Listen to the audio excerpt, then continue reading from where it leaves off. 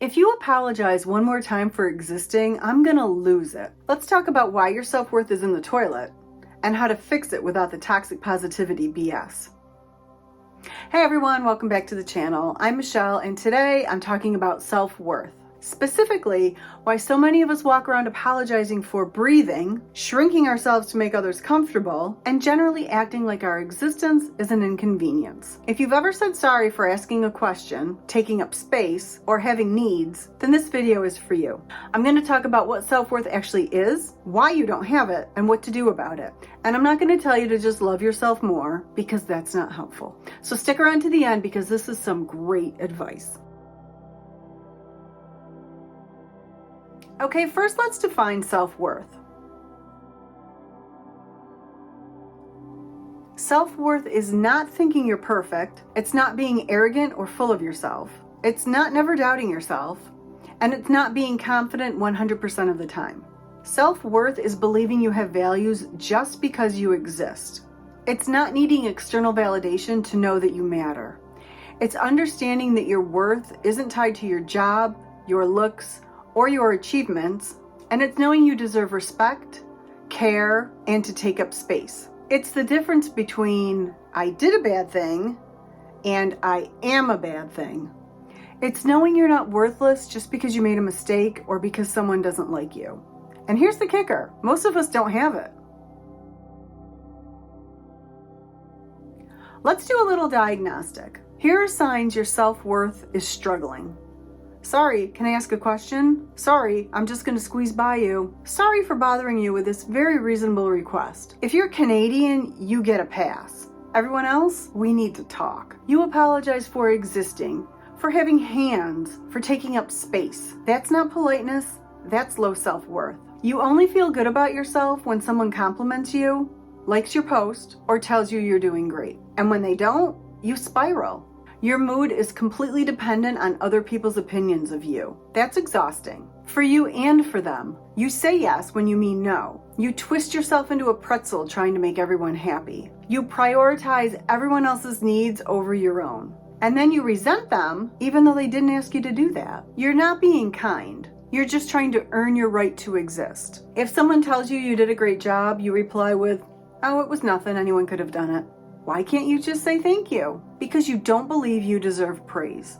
You think they're lying or they'll figure out that you're a fraud. You think people will only love you if you're useful, successful, perfect, or convenient. You don't believe people could love you for who you are. So you perform constantly. One negative comment and you're spiraling for days. Someone doesn't like you, your whole sense of self crumbles. Because you don't have an internal foundation. Your worth is entirely external. You look at other people and think, they're better than me. You're in a constant competition you didn't sign up for. You can't be happy for other people's success because it feels like proof that you're not good enough.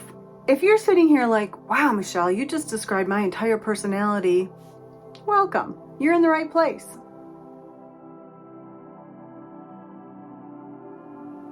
So how did we get here?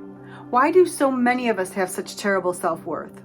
A lot of us learned early on that our worth was conditional. Maybe you only got praise when you performed well. Maybe love felt conditional. You had to be good, quiet, helpful, perfect. Maybe you were criticized a lot and internalized the message that you're not good enough. Kids don't have the critical thinking skills to say, actually, that's my parents' issue, not mine.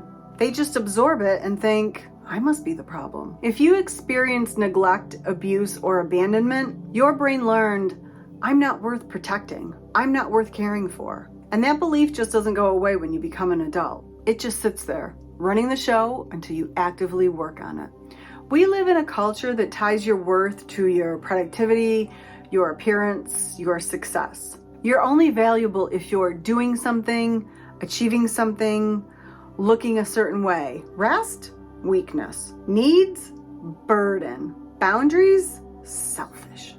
No wonder we all feel worthless when we're just being human. If you're a perfectionist, your self-worth is tied to being flawless. But perfectionism is impossible. So you're constantly failing by your own standards. And every failure confirms your belief that you're not good enough. It's a fun little cycle of self-destruction. Social media has made it so easy to compare yourself to everyone all the time. You see everyone's highlight reel and compare it to your behind-the-scenes disaster, and you feel like you're losing a race you didn't even know you were running. At some point, you decided that you weren't enough. Not smart enough, not pretty enough, not thin enough, not successful enough, not lovable enough. And now you're just collecting evidence to prove yourself right. Sound familiar? Okay, so how do we fix this? Well, spoiler alert, it's not a quick fix. It's a process, but it's doable. Step 1, separate your worth from your actions. You are not your productivity. You are not your mistakes. You are not your achievements. You have worth just because you're a human being. A baby doesn't have to do anything to have worth, and neither do you. Practice saying, I am worthy of love and respect just because I exist. It will probably feel like a lie at first, but say it anyway. Step 2, stop apologizing for existing. Catch yourself when you apologize unnecessarily. Sorry, can I ask you a question? No. Can I ask you a question?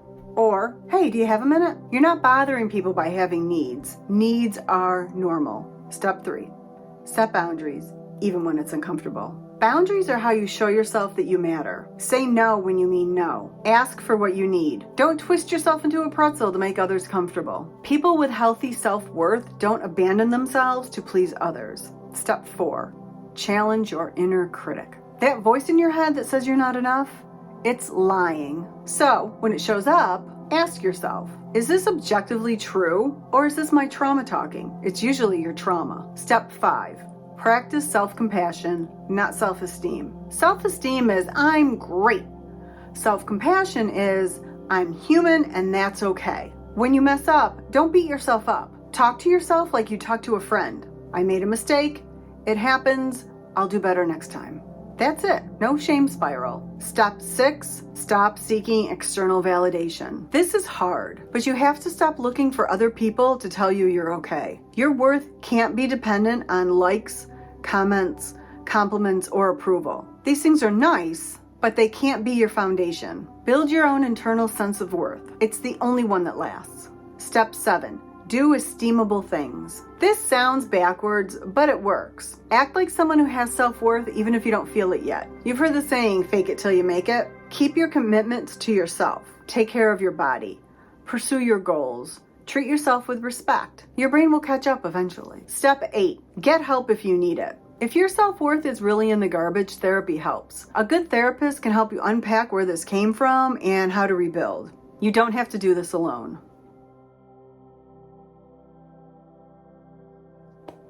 Let's be real for a second. Building self-worth is hard. You're going against years of conditioning. You're fighting messages you've believed your whole life. Some days you're going to feel like you're making progress. Other days you're going to feel like you're back at square one.